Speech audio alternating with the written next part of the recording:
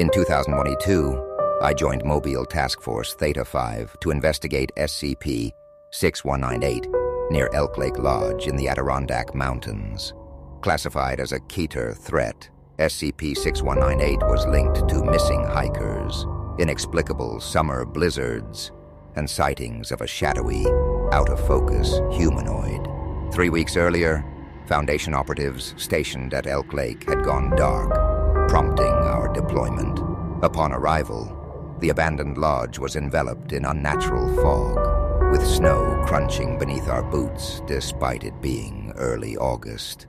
The atmosphere was heavy and oppressive as we set up a temporary containment perimeter and moved inside to secure the site.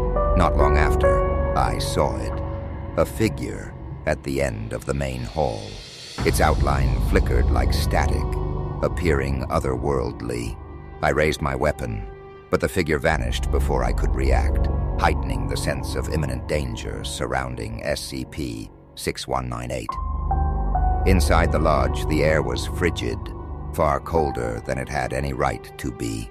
Ice crystals crept along the wooden walls, and our flashlights barely cut through the gloom. My squad leader, Captain Wallace, ordered us to split into pairs to cover more ground. I was paired with Martinez, the squad's demolitions expert. As we made our way through the West Wing, the silence was deafening. Rooms were in disarray, furniture overturned, windows shattered, but no sign of what had caused the chaos. Then, the whispers started. At first I thought it was Martinez, but his wide-eyed expression told me he heard it too. The voices were faint, unintelligible, like a chorus of overlapping murmurs just beyond comprehension. We found an old journal in one of the rooms. The last entry read, "The shadow is alive. It watches. It waits.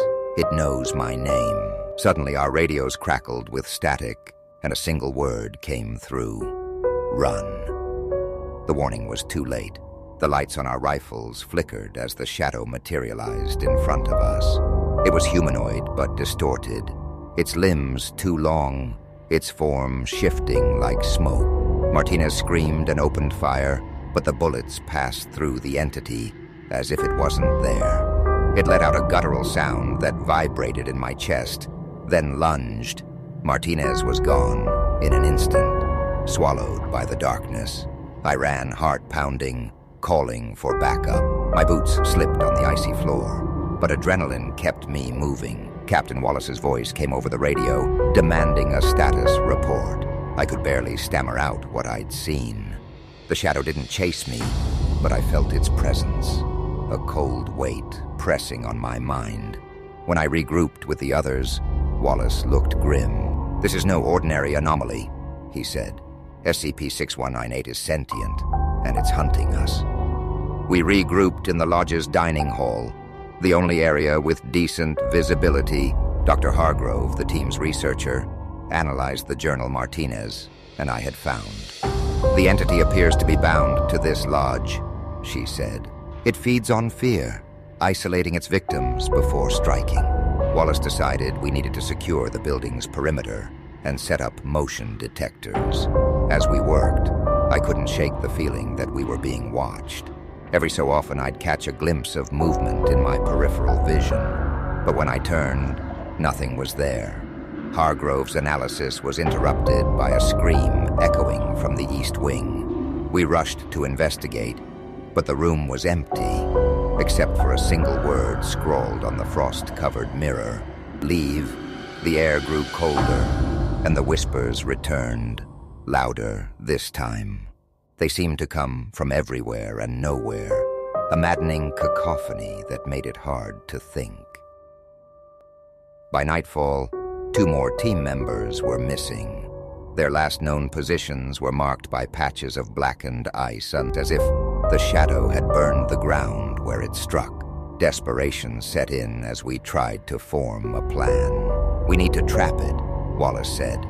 "Hargrove, is there any way to contain this thing?" She hesitated, then pulled out a portable containment device designed for Class 4th anomalies. It might work, but we'd have to lure it into the containment field manually. That job fell to me. Armed with a flare gun and trembling with fear, I walked into the East Wing alone. The whispers surrounded me immediately, and the temperature plummeted. Then it appeared, the shadow, larger and more menacing than before. I fired the flare, and the light seemed to hurt it. The shadow recoiled, and I ran, leading it toward the containment field. The plan almost worked. The shadow entered the containment field, its form breaking apart like ash in the wind. For a moment it seemed we'd succeeded, but then the field failed. The entity reformed, angrier than before. A deafening screech erupted from it, shattering windows and throwing me backward.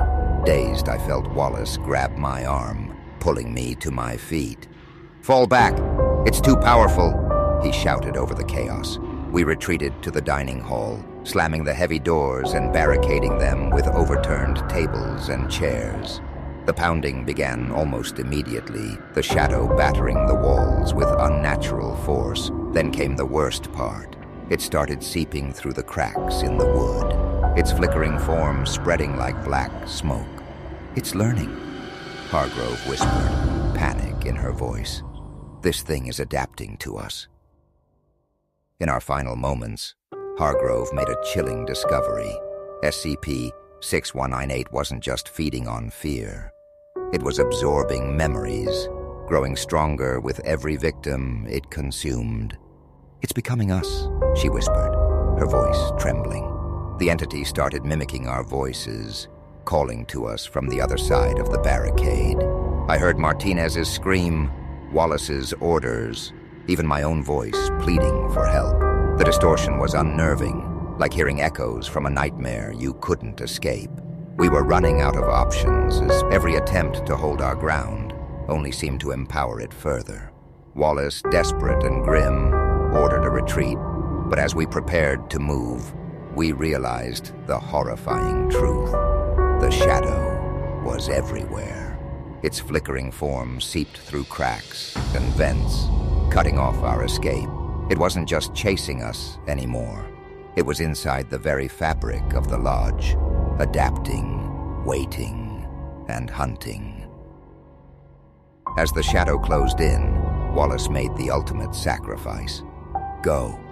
I'll hold it off," he shouted, staying behind to cover our escape. His desperate stand bought us just enough time to reach the lodge's basement. Hargrove scrambled to activate an emergency beacon, her hands shaking as she worked.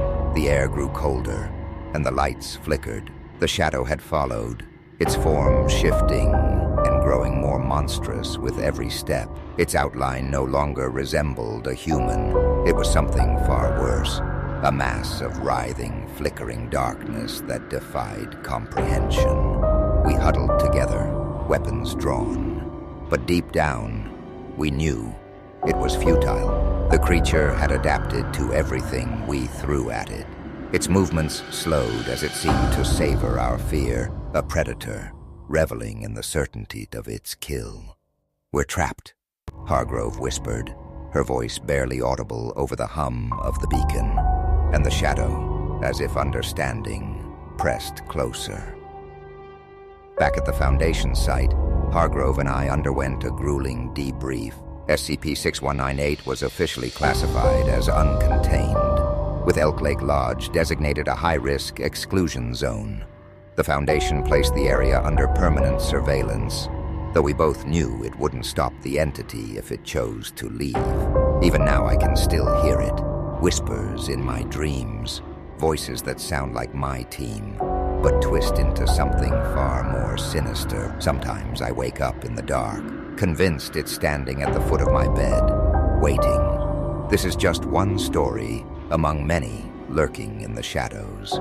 If you crave more tales of terror and the unknown, subscribe to Huskborn Horrors, where nightmares are born and the brave dare to listen.